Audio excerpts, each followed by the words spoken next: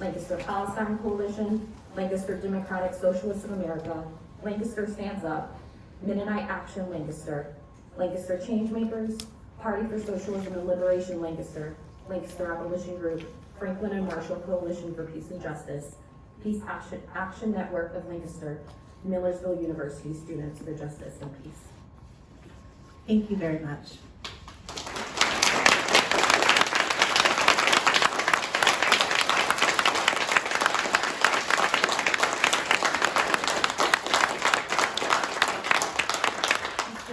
Do we have further speakers for this period? And I'm an organizer with the Party for Socialism and Liberation here in Lancaster. I've lived in Lancaster for nearly 10 years, and over these 10 years I have spoken in front of the City Council many times on social, racial, and economic justice issues affecting our communities. But today I speak on one of, if not the most urgent issues I have ever spoken to you about, and likely one of the most important issues of any of our lifetimes. I'm here today to urge and demand that the City Council of the City of Lancaster take urgent action to pass a resolution for the immediate and permanent ceasefire in Gaza. Just in the past few days, we have witnessed the horror of Israel's genocidal campaign against the people of Palestine. I speak, of course, on the massacre underway in Rafah. On May 24th, this past Friday, the International Criminal Court called on Israel to quote, immediately halt its military offensive and any other action in Rafah government which may inflict upon the Palestinian group in Gaza conditions of life that would bring about its physical destruction in whole or in part.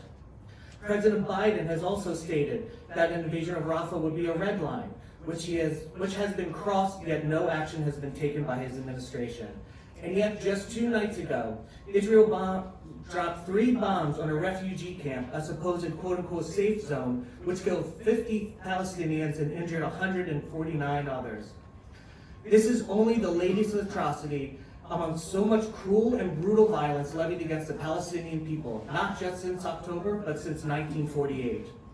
And I want to highlight this most recent violation against humanity because it demonstrates clearly that the institutions at the highest levels are failing to stop the genocide by Israel against the Palestinian people. And the only thing that has slowed down this genocide, even in the most minute way, hasn't come from those at the top, but those of us at the bottom. The masses of people who have organized and mobilized for the past 8 months, some of us have been organizing for years, for decades, and even generations. LBJ didn't pass the Civil Rights Act because he wanted to. He did because he had a mass grassroots movement that forced him. The U.S. didn't want to pull out of Vietnam because Nixon or Ford believed in the peace all of a sudden. South Africa, apartheid didn't end because any president or senator had a change of their beliefs. All of these historic events happened because the actions of hundreds of thousands of people took action for peace and justice at the local and community level. A resolution for the immediate and permanent ceasefire in Gaza from this council will be one of those thousands of actions that build up. When the history books are written, will your names be in it? What will the books say about your actions? Now, in retrospect, it's always easy to claim that you would have stood for justice, but in the moment while injustice is happening, is the only moment when it matters. In 5, 10 years, it'll be too. Now that we have 3 minutes. I do want to make sure that everyone has equal time this evening, and I appreciate your comments deeply. Thank you. Could I just end with I want to make sure that it's known that 90% of the U.S. poll of Americans support an immediate and permanent ceasefire. This isn't this is a popular position, and free Palestine. Thank you.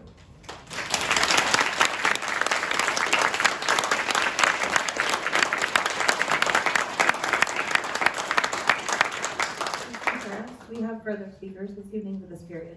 Brand to the Party for Socialism and Liberation, and I'm the Lancaster resident of nearly 20 years. I'm here tonight to call attention to the ongoing genocide of the Palestinian people. It's been well over half a year, and over 35,000 people, most of them children, have been killed by the IOF. These numbers don't include those stuck beneath the rubble and destroyed buildings across Gaza. The people that I talk to from all walks of life in the city are horrified by the images they see online and in the news. We do not want our tax dollars going to the military contracts that result in the wholesale slaughter of an entire people. What has been happening in Gaza is truly barbaric, and we must do all that we can to end it. So I'm here to call for the introduction of a ceasefire resolution by the Lancaster City Council and for a vote of approval. We would and should follow the steps of State College and Erie and over 100 other municipalities across the country. Let us be on the right side of history, supporting the freedom of the Palestinian people and end to lethal apartheid. Thank you. Thank you very much.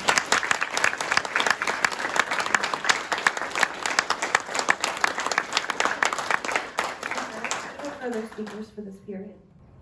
I'm here to speak in favor of the City Council calling for a ceasefire in Palestine. I was born in 1953, only 8 years after the end of World War II. Growing up in a Jewish family, my earliest memories were of my grandparents crying. It seemed like they were always crying, and why wouldn't they? Their parents, siblings, aunts, uncles, cousins, friends, and neighbors all perished in the ghettos and concentration camps of Nazi-occupied Poland. My grandparents survived because their parents had the means and the foresight to place some of their children on a boat headed to Ellis Island. If not for that, I would not be here today. I grew up in the city of Philadelphia and am no stranger to anti-Semitism. As a 13-year-old Jewish boy, I was bar mitzvahed, and a tree in my name was planted in Israel, or at least that's what my rabbi told me. You might think that given my history, I would be a staunch supporter of the state of Israel. Actually, I was, until about the age of 17. That's the year I began to read and learn about the actual history of Israel, rather than simply trusting what I have always heard. Since that time, I have seen Israel as a deeply dysfunctional country, a country that has much in common with the Jim Crow South of our own country and the former apartheid system of South Africa. There is one important difference, though. In both the American South and apartheid South Africa, blacks were needed to supply cheap labor to the ruling elites. Consequently, they could be exploited and brutalized, but not murdered en masse. In the apartheid state of Israel, Palestinians are not needed as a source of cheap labor. That is why Israel can both exterminate and or displace the entire population of Gaza. They are expendable, all of them, men, women, and children. That is why Israel has murdered almost 40,000 Palestinians in Gaza in the past 8 months. That is why the International Court of Justice has determined that there is a plausible case for genocide against the state of Israel. Zionism is a political ideology, not a religion. Zionism is not Judaism, and for hundreds of thousands of Jews around the world, it has nothing to do with Judaism.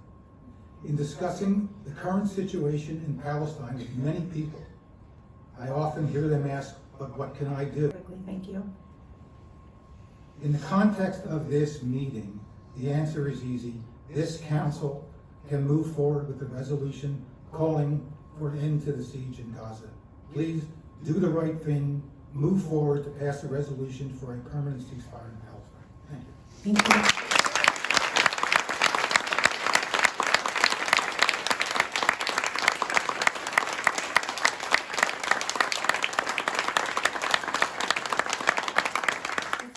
Are there further speakers for this period? So the previous speaker's comments for an immediate and permanent ceasefire in Gaza.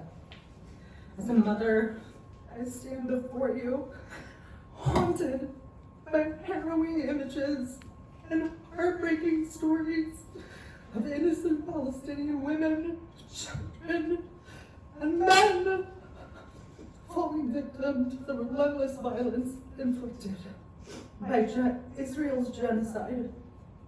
Through the lens of social media, I've witnessed the agony of mothers losing their children, families torn apart, and Palestinian communities shattered by the brutalities of Israel's calculated genocide, occupation, and colonization. The adoption of a ceasefire resolution is not merely a political gesture, it is a moral imperative. It's about recognizing the humanity of every Palestinian and affirming their right to live in safety and dignity. It's about saying enough to the cycle of genocidal violence that has claimed far too many lives. In the words of Elie Wiesel, a renowned social activist and a Holocaust survivor, we must always take sides. Neutrality helps the oppressor, never the victim. Silence encourages the tormentor, never the tormented. Let us not be silent in the face of injustice. Let us take a stand against the genocide unfolding before our eyes and work tirelessly towards a future where every Palestinian person can live free from fear and oppression. You are allowed to say at any point, I can't support this genocide anymore. Even if you did, even if you were unsure, you can at any point say this has gone too far. And while the best time to say this was 8 months ago, the second best time is now, today. Thank you.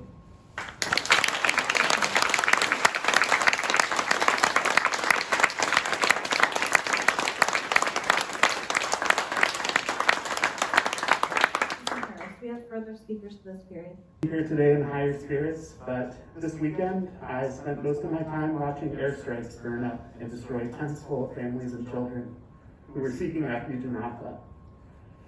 While too many of our elected leaders continue to be silent or heartily endorse the genocide of these Palestinians, I've seen more dead bodies in the past 8 months than I've seen in my entire life. And that is probably the same for many people in this room. And those bodies have been massacred by US tax dollars. Those bodies have been blown into pieces that their children and siblings and neighbors have to look for with the help of Pennsylvania tax dollars. The people in Gaza are being starved by the state of Israel while drones fill the sky and bomb debris fill their streets, and we are funding it. We have community members with family directly impacted by Israel's relentless attack on Gaza. We have Palestinian neighbors and local Palestinian business owners in our city. How can Lancaster boast of being a welcoming city for immigrants and refugees if we are not condemning the atrocities that make them seek refuge in the first place? And furthermore, when we participate in those atrocities. To be frank, calling for an immediate and permanent ceasefire is the bare minimum. It is far past time the welcoming city goes on record to say, ceasefire now, immediate humanitarian aid into Gaza, and end US funding of genocide. It would be a shame if this body passed up the opportunity to do so now. Thank you.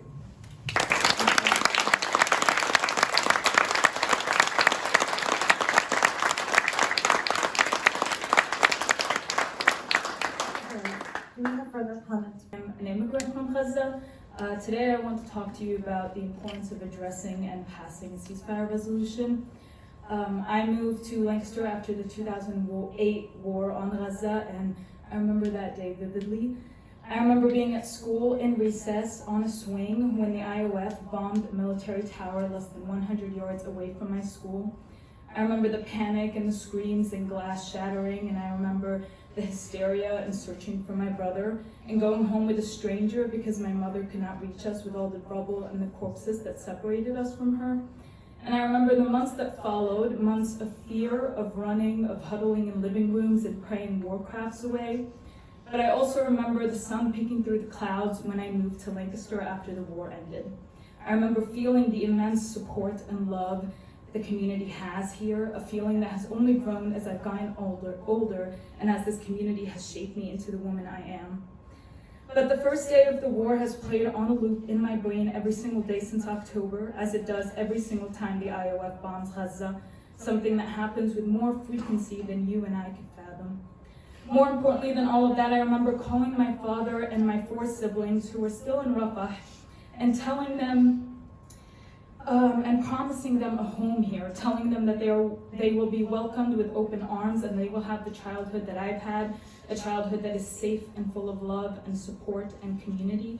And I think about this conversation a lot, and it's almost always underlined with a sense of shame because I believe I've lied to them.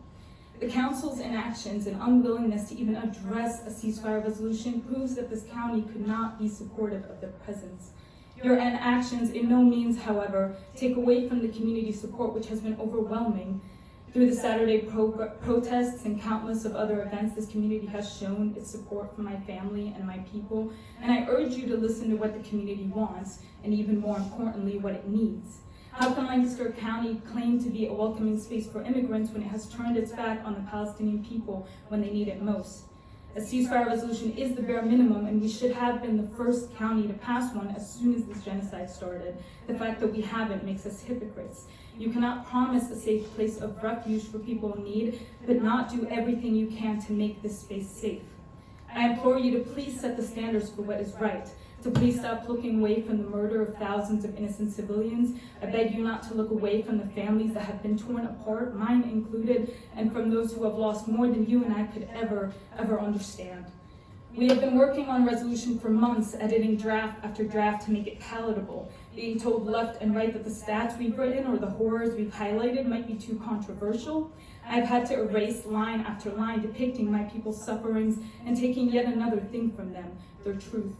But despite all of this, I still push for the resolution being passed and addressed because that simple notion will set a standard moving forward, a standard that proves the humanity of this county. This is the bare minimum, it is the first step, and we cannot move forward as a county that welcomes immigrants without setting this standard first. Thank you.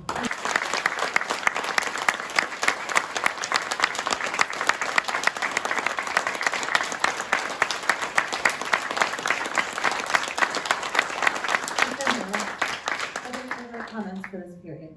I'm here to support the ceasefire resolution as well.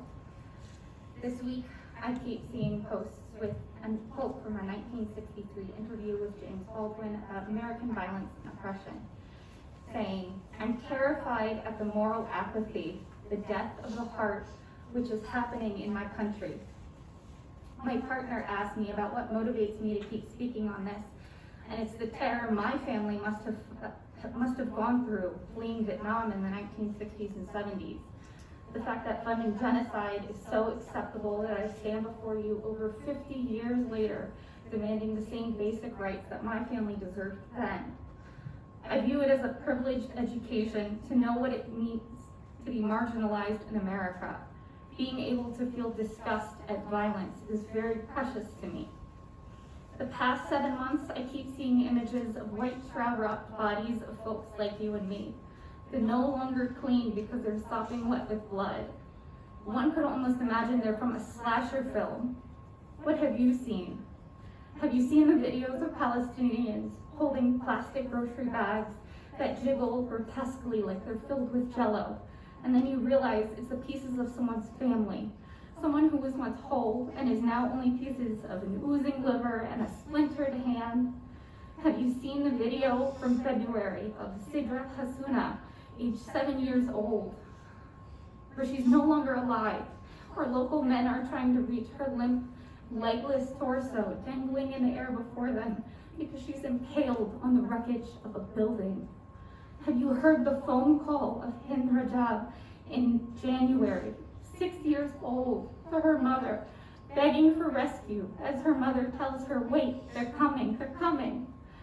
The terror in her small voice as she describes the car she's trapped in with her murdered family around her for hours. Have you seen the hundreds of thousands of videos begging for help? Please stop, don't skip, don't scroll. We need your help. We're so tired. There's no fresh water, there's no food, we can't find medicine, we can't outrun the bombs, we can't leave the hellfire. How will I protect my children? I've lost my father, please help me save my mother. Civilian safety is the bare minimum, the absolute minimum, and any answer less than calling for permanent ceasefire is unacceptable. Thank you.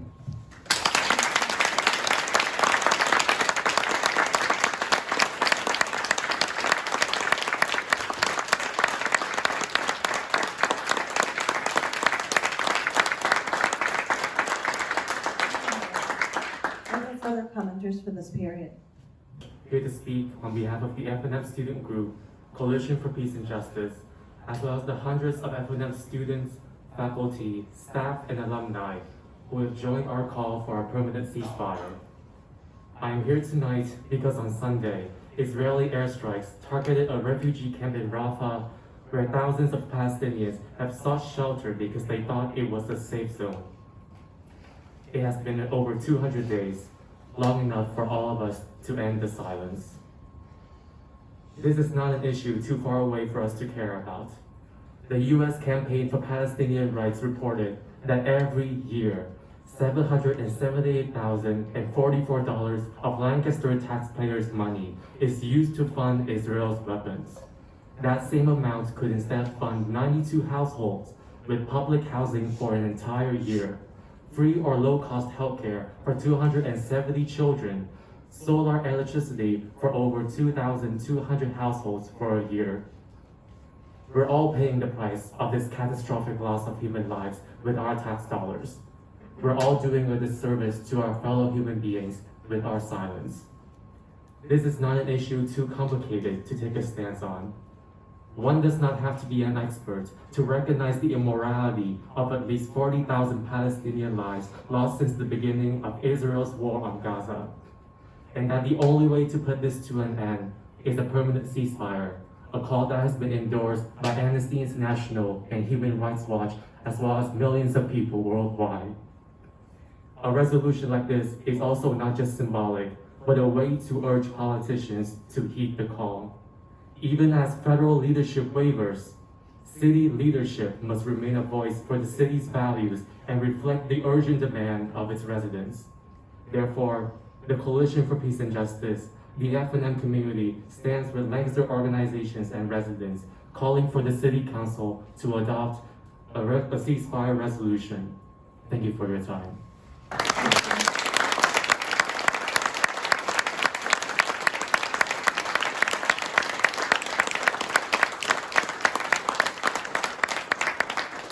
Harris, are there further comments for this first period of comment? There are none, Madam President. Thank you very much. I want to just say that I know that there were some requests that came to council after our cutoff this afternoon, and we do have a second public comment period if you wish to stay for the end of the meeting to speak during that time. I also want to thank all of the members of the community who came out here tonight to voice your concerns about the violence in Gaza. I am personally appalled by the loss of innocent life, and I condemn the violence and destruction taking place. And I also want all of the hostages home. I do, however, believe that a resolution from Lancaster City Council may put our Muslim and Palestinian neighbors in the line of fire of hateful rhetoric. We have unfortunately seen this play out recently after we passed our welcoming city ordinance, which provided tangible protections to our immigrant neighbors. That being said, I want you all to be aware that in the coming days, I will be drafting a letter as Lancaster City Council President to be delivered to our federal elected officials to express my personal support for a ceasefire, return of hostages, and immediate aid. I will share this draft with other members of council to sign on if they wish. Again, thank you for being here this evening.